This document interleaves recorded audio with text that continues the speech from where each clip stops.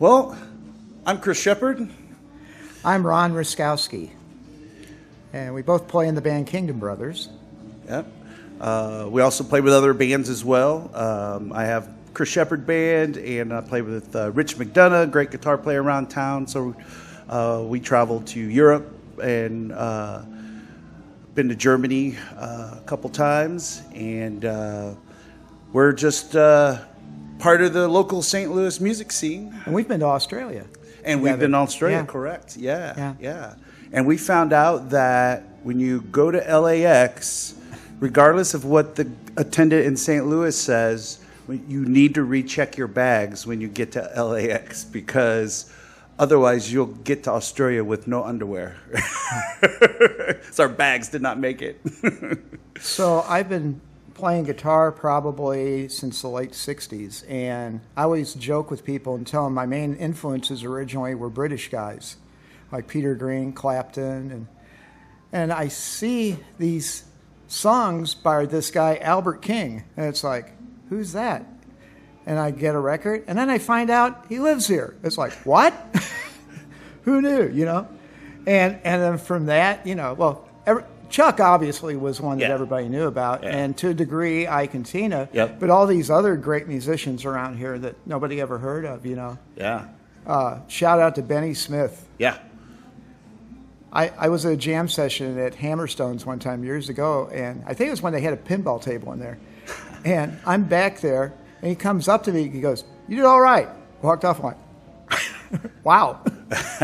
But, yeah, so, and Soulard we can talk about for... Oh, yeah. Well, Soulard's that's pretty much our hot spot now, Things have shifted a little bit, I think. I mean, Soulard's always been a hot spot, but I think things are kind of concentrated here currently since, COVID and everything.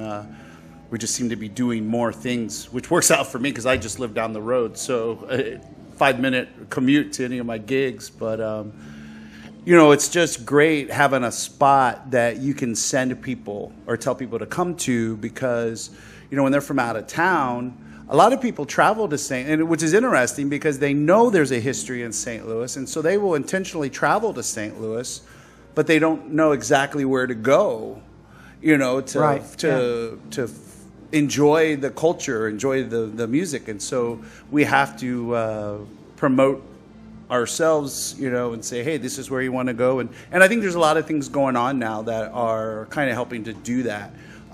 We have the Regional Arts Council that is doing a lot of stuff with those city, and then now we're putting musicians out on the downtown and at events and things. And so you might be walking through Keener Plaza Park, and there's a musician there playing some blues for you right there, in Keener Plaza. I think everybody should come and listen or sit in to 2 jam sessions I'd like to mention. Number one is Hammerstone's on Sundays, but also the Oyster Bar on Monday nights, because you never know who's going to show up in there. In fact, I think about 3 weeks ago, Derek Trucks and Susan Tedeschi came in just because people had told them about the scene. They didn't know, and they came in and got to see some really good musicians, like Artie and John Mondon. Yeah. Well, and, part of our scene here is professional musicians who are playing all over the world. And, sometimes some of when I'm putting different projects together, you're calling people, and it's like, hey, can you play, in October on this date? And he's like, oh, sorry, man, I'm touring with so-and-so. I'll be gone for 3 weeks, and so it's like these are real professional musicians, but they're just also like just nice regular people, and we all hang out and we've got some of the young guys. As an older guy, so some of the young guys coming up now, like Taylor Strife, who just played with us. Dylan, Little Dylan. He's not going by Little Dylan anymore, but Dylan Matt Lesh. All these great young musicians and singers. Yeah, and we just have such a rich history. Memphis promotes their music history. Kansas City promotes their music history. They have a jazz museum. There's murals of the jazz greats that played and lived in their city. So we're still trying to build that up a little bit here, but we have a very rich heritage of people that were extremely influential, I believe, on the music that we listen to today. I mean, Chuck Berry alone, I mean, you know, my age, and I think maybe a little younger, but at least my age and older, you kind of had to go through the Chuck Berry lesson, you know, in order to get to where you wanted to go as far as playing guitar. You had to kind of go through the Chuck Berry thing, you know, to that's rock figure out how to 101. play. And people tend to forget Johnny Johnson, Yes. who was a huge Yes. part of those records. Yes. I mean, more than Keith Richards always talks about that, how it was weird that all these songs were in like B flat and E flat. And that's not a guitar key. No, it's a piano key. Right. So they're adapting the piano to Chuck's guitar, Yeah. and then letting Johnny do Yeah. something totally different over what Chuck is going to do. So, yeah, I just think They knew over in England. yeah, you know, we had Ike and Tina Turner played here a lot. You know, Oliver Sane. Yeah, there's There's so many, like you said, Albert King lived here, you know, or right across the river and played here a lot. And I think, like I said, this rich heritage that we have, I think people, it's worth the trip for people to come here from wherever, you know. And you can, we're talking about people like from the 40s and 50s days, but you go even further back. You guys have guys like Roosevelt Sykes, piano player, Henry Townsend. You know, Yeah. Henry and Robert Johnson hung. So, Yeah. Man, now there's some, I bet there's some wild stories. Yeah. Those guys. Yeah. Those guys were still playing, but that was before my time in St. Louis. So Before everybody's time. Yeah, well, I mean, when he was still playing, Yeah. when he was older. So I didn't get the privilege of getting to see. I did see David D. And got to play with him a couple times. Going fishing. Going fishing, yeah. Dylan did that song yesterday. That was great. And, you know, we still got some great singers left. Renee Smith, and, Barbara Carr. We got some good singers. Marsha Evans. Harrison Jackson, also known as Big George Brock Jr. Yep. Another great vocalist. Saw Gene Jackson last Yeah. night. He's one of our great soul singers. He was having some health issues, but it was great to see him, you know, doing his thing. And it just inspires me watching these people, you know, to keep doing what we're doing, you know, so. Well, yeah, and for me, from the guitar end of it, it's so cool to see somebody like, you know, Albert King that had an influence on so many. Yes. And Yeah. probably, as one person said, the most original style ever. So. You guys have been talking about all these great people. I'd like to hear where you guys got your start. Oh, we're not that great. Okay. Well, we got two guitar players here, right? Yeah. Yeah. So, like, where you got your start, but how your guitar playing fits in relationship to the St. Louis sound and all the people that are, Sure. you know, like the Albert Kings, you know, and you're a transplant, so you have eyes from a different place too. So. Yeah. So with me, I mean, like I said, my upbringing probably was coming out of the late '60s, early '70s scene, and listening to like all the British blues guitar players. And then when I heard somebody like Eric Clapton say, "Don't listen to me, listen to B.B. King," I kind of, oh, okay, Live at the Regal, I got that. So, okay. Then Albert King, first album was I'll Play the Blues for You. At the same time, I was into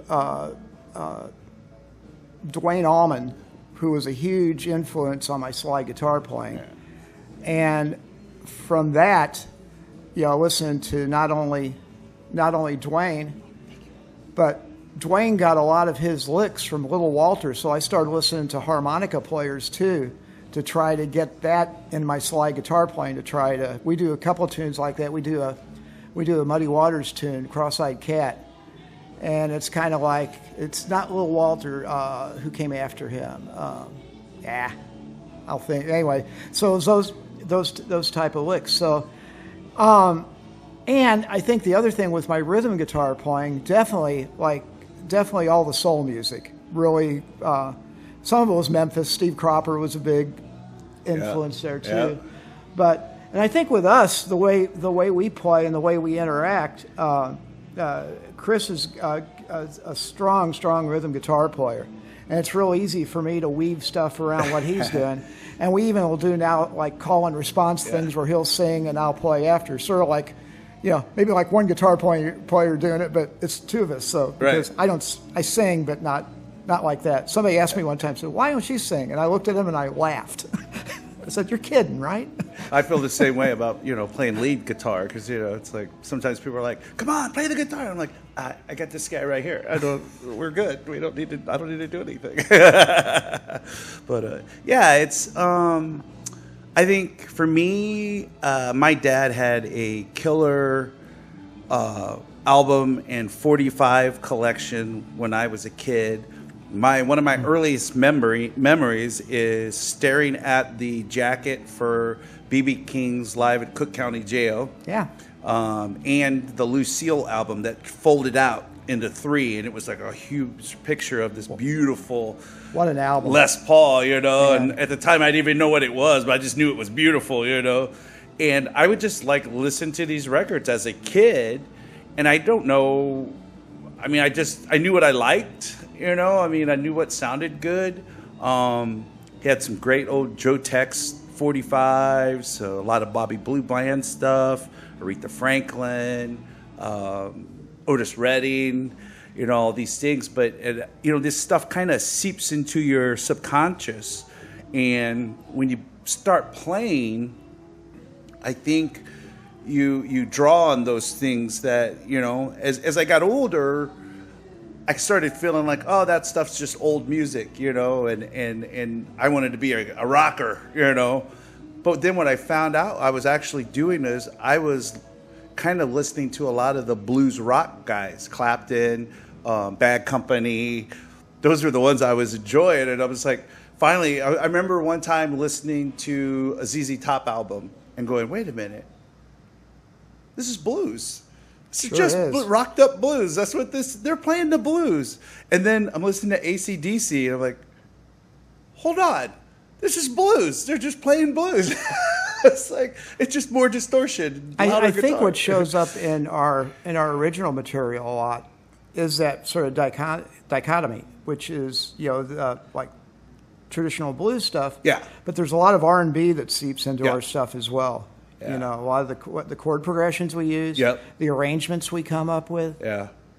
Yeah, I think as I've gotten older too, my vocal style kind of settled into a more soulful kind of, so it's like if we're doing blues, it's blues, but then if it's like a little slower song or something a little groovier, then it'll have a little more of maybe a Robert Cray kind of soul blues edge to it, or a little Curtis Salgado or something, and I think I like the variation of not just doing one thing, so but then again, you take somebody like Albert King, when you hear those Albert King licks, I mean, I don't care if he plays them at every song. It's Albert King and it sounds great. It's like nobody can play those like him. And like I said, probably there's like the like a lot of the Atlantic stuff he did, like Born Under a Bad Sign, that stuff. My favorite, I think, was the first record I got, which was I'll Play the Blues for You. Yeah. And a lot of soul on that one. Yeah. What I started realizing is a lot of the players I was listening to, like bands like Bad Company, Eric Clapton, Stevie Ray Vaughan, I started learning that, like these guys are talking about their heroes. They're mentioning Albert King and Buddy Guy and Otis Rush. And I'm like, whoa, wait a minute, Otis Rush, who's this? So I go to the library and I get every Otis Rush cassette I could find.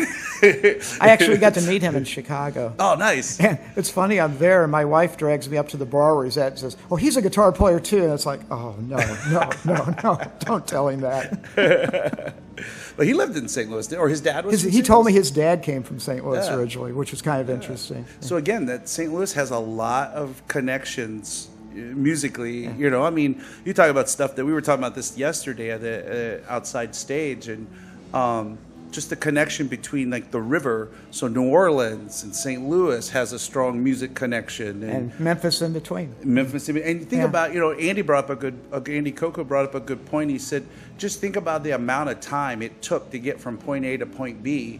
So you have all these musicians, they're on a riverboat together, waiting to get to the next stop. Well, they're going to have conversations, they're going to jam, they're going to ask questions, share ideas. And jazz, I mean, Louis Armstrong played on boats going up the river, you know. Yeah. And then wound up in Chicago, through St. Louis, wound up in Chicago and then to New York. So, yeah. I think I can see that. For me, you know, I think that kind of St. Louis being kind of a crossroads kind of location, I think that's what makes our city interesting, is that, you know, we've got quite a bit of culture here. We've got a lot of arts. We're not, you know, we're not ignorant of you know, great art, because a lot of people pass through here. And when they pass through, they figured out, hey, we're going out west. We can't take all these fancy things with us. And so they had to sell them or leave them or whatever. And so we have a lot of art here. And I think for me, this kind of combo that happens in St. Louis, it's like little bits and pieces of different things that are brought together. It's like a gumbo kind of, you know. And so, I mean, I don't know how you would define the St. Louis sound. Like if you were to say, well, what's the St. Louis blues sound, or what's the St. Louis soul sound? It's not like Chicago, because Chicago's a pretty definite, because you had Muddy and Wolf and those people, so it was a pretty definite. Here, there's so much other stuff going on. Well, and I would say Chicago really is predominantly Delta. Even Buddy Guy says it. Yeah. He goes, there really is no Chicago blues. He goes, it's yeah. Delta blues. He goes, because we were all from the Delta, we moved to Chicago, and that's what we were playing. He goes, see, it was all of us Delta guys playing the blues. Right. But I think in St. Louis, you really do have a mix. There's some tempering that happens with certain elements of the music, because it's like, well, there is a little Delta influence, and there is a little, you know, and there's Memphis influence. It's actually sometimes a bit more cosmopolitan too, because of the jazz influences in this town. Miles, for example. Yeah, that's right. Miles Davis. Yeah, was here. And the jazz scene in this town. Back in the 50s, Gaslight Square. I have a record of Wes Montgomery playing live in Gaslight Square. Oh, really? Yeah. Oh, wow. And Vintage Vinyl had it. It was on a label they did or something. But yeah, so you had that aspect of it too. Like I said, of course, the soul stuff. You know, guys like Ike coming up here. But even there, those guys came up from the South. Yep.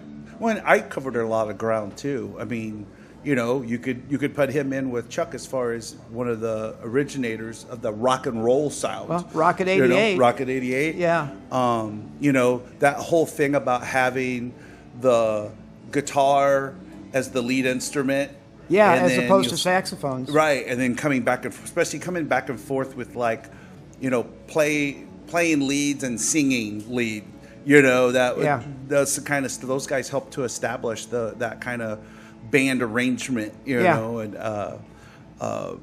and just the kind of songwriting they were doing. And then also, you know, Ike found a lot of other talent, you know, for record companies, and he discovered a lot of people. And so there's people we would never even have heard of if Ike hadn't been doing what he was doing, and then also paying attention to find other talent out there. I don't think he gets enough credit, really. Yeah, I mean, I know he gets, and right, the Tina thing. But a lot of those guys, really, if you're honest, I mean, most of them, they had hard lives. Yeah. And they were not necessarily nice people. you know, I mean, they all carried guns. They all had knives. I mean, they were, you know, they were not necessarily, I don't know if you would say good people, but I mean, they had pretty rough ways of carrying themselves. You got to remember, though, man, they got shafted all the time. Yeah. By, you know, club owners, and so sure, you're going to be a little pretty guarded about. Yeah, I would never approve of Ike's abusive behavior towards women, but his musical contributions, I wouldn't take that away from him as a musician. And you totally understood Chuck's going into an office to get a briefcase full of money before he started playing. Totally understand that. Yep. So our friend John May, who ran BB's for decades, he always tells a funny story of the first time he had to count the money and pay Albert King, and so he his friend had told him, Frank says, make sure the money's right. He's like, I will. I'll make sure. He goes, no, you listen to me. Make sure the money is right. And he's like, I will. I know what I'm doing. He's like, you understand me? Make sure the money is right. He's like, oh my gosh, yeah, I'll make sure the money's right.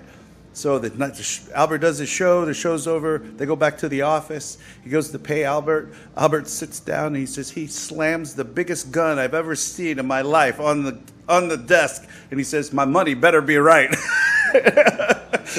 He's like, now I see why Frank was so adamant about me making sure the money was right. And he's like, and it was. Yeah. But yeah, it was a. Well, Ron, it's always a pleasure playing with you, and we have great discussions. And I've learned a lot from you over the years, of course. And I'm sure I've forgotten some stuff that you've shown me too. But I forget stuff I play, so just. But yeah, there is a sense of pride. Maybe to finish up, a sense of pride playing in St. Louis and being able to interact with such great musicians in town and be able to do what I love doing more than anything else, which is playing guitar. Yeah, and I love being able to go to other places and say, I'm from St. Louis, and you need to come here and hear what we're doing, because it's it's definitely high quality, and there's a lot of it here. So, there you go. Yeah. There you go.